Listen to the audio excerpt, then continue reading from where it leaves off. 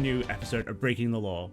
Today, we're continuing the Final Fantasy IX Cycle of Rebirth miniseries. In this episode, we're going to be delving into one of the biggest antagonists of the game, Garland. In order to see where he would place on the Wheel of Life, we need to break down his story and actions that ultimately lead to his downfall.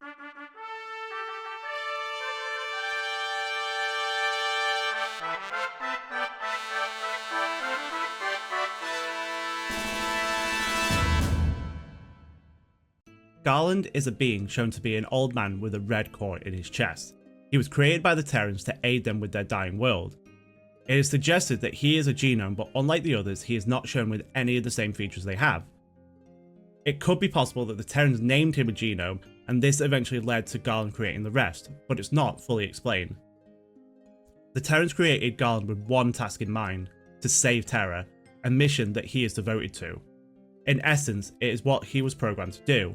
He will do whatever it takes to see Terra thrive once more. The Terrans gave him the same powers that they too were said to have, and once he was created, they put their souls into a bodiless stasis inside Pandemonium, leaving the survival of Terra in Garland's hands. That way, no more souls would pass through Terra's crystal, so it couldn't create new life forms and take it closer to death. With the Terrans now asleep, Garland attempts to fuse Terra with the young Gaia crystal, only for it to backfire, and thus began the 5,000-year plan. He plants the ether tree on Gaia's surface in order to aid in its recovery, so that life can thrive once more. It was about 3,000 years before the start of Final Fantasy IX that Garland created the genomes, so they could become the vessels of Terran souls once Gaia's light changes from blue to crimson. At this time, Garland began to control the cycle of souls on Gaia by using the ether tree, in order to stop its souls returning to the crystal and trapping them within its roots. This was not enough though, and Garland created the Soul Divider to allow Terran souls to flow freely through Gaia's instead. This is what started the production of Mist, sending the Gaian souls out through its roots and enveloping what came to be the Mist continent. Their anguish caused the people of the continent to move above it. But despite their attempt to escape it, the Mist had an adverse effect.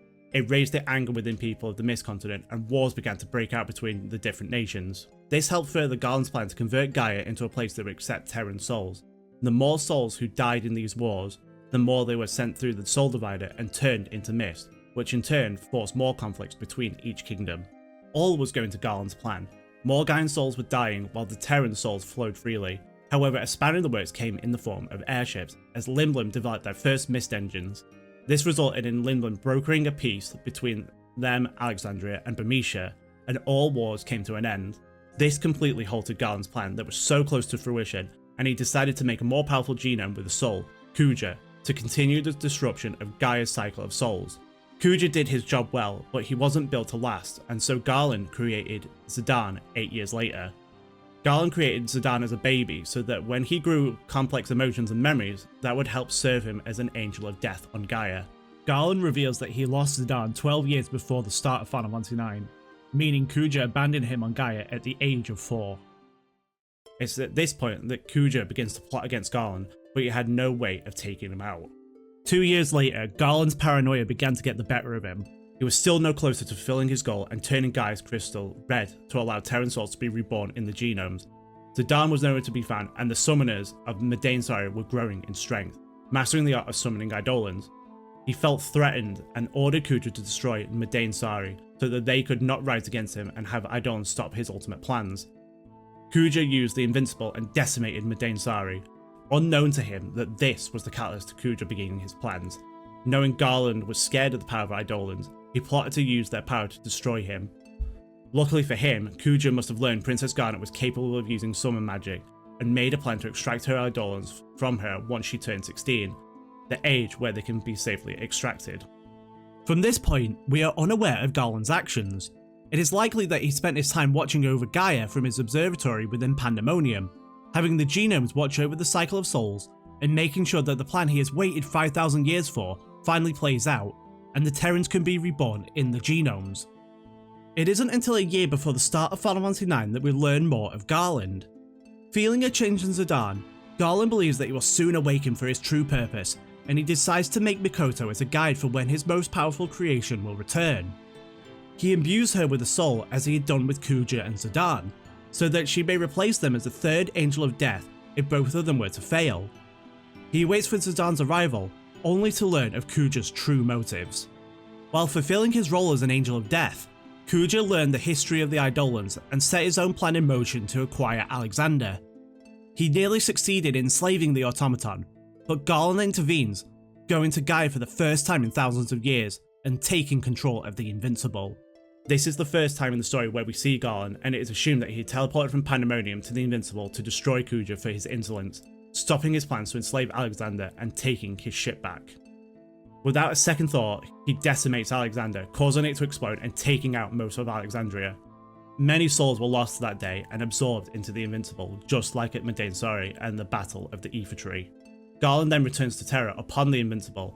From here, it's not until the end of Disc 3 that Zidane and the party meet Garland in person. I covered a lot of this story segment in the Black Mages and GNMs video, so I won't be going too much into it here.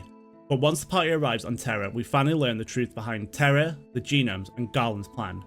He summons Zidane to Pandemonium, where he explains to him that he is a genome with the original intent of aiding the destruction of Gaia, to finish the disruption of the Cycle of Souls and allow Terrans to be reborn in the bodies of the genomes. When Zidane refuses, he tries to break his psyche, but thanks to Garland's original intent for his creation, to grow complex emotions through memories, he was able to regain his true self once the party arrived to aid him.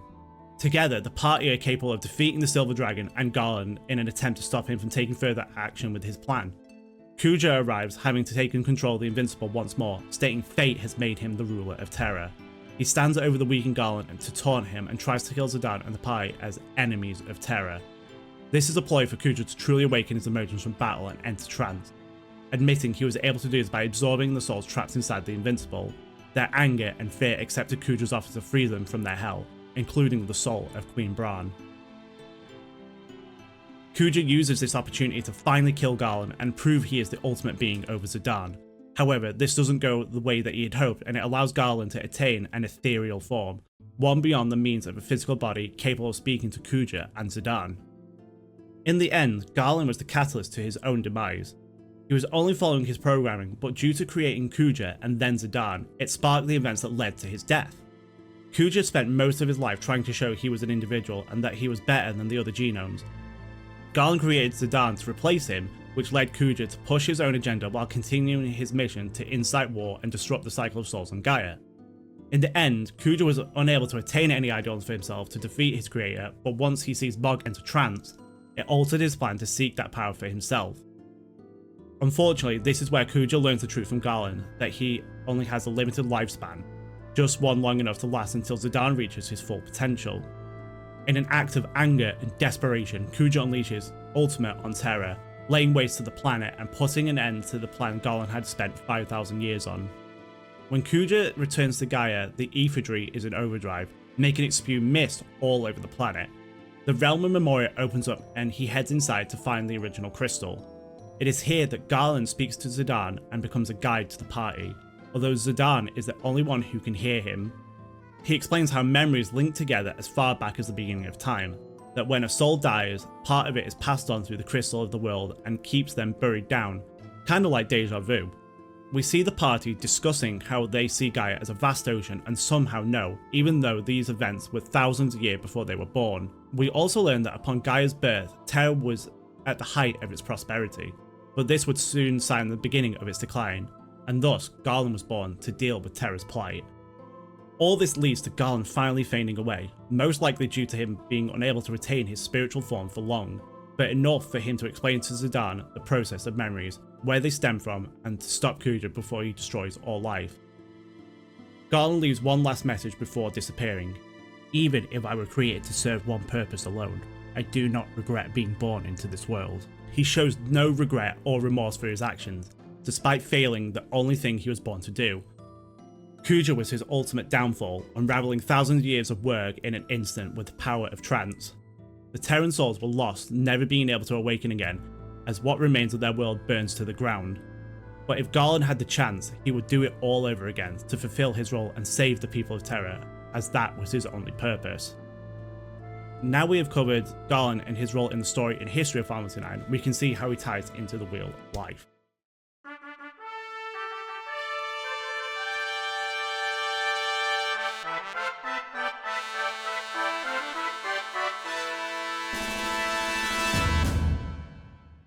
Garland is an interesting being within the cycle of Rebirth because he has only lived one life, one that has spanned over 5 millennia. He never went through the process of dying, sending his soul to the crystal and helping the evolution of Terra. He was built by the Terrans to last, to be their saviour and allow them to awaken from their slumber. This of course didn't happen due to a mix of Zidane and Kuja's involvement, but he was very close to achieving his task and making it a reality, as Gaia was not far from having its light change from blue to crimson at the time of his death. As the game progresses, it is heavily implied that the Terrans are an advanced civilization, a lot further ahead than Gaia, but very little is known about it other than what we see in Terran locations spread throughout Gaia. To the party, it is a magical world surrounded in mystery. Garland first makes his appearance as an overarching threat who is more powerful than Kuja. We know little of him until the story revelations begin to unravel before us on Terra.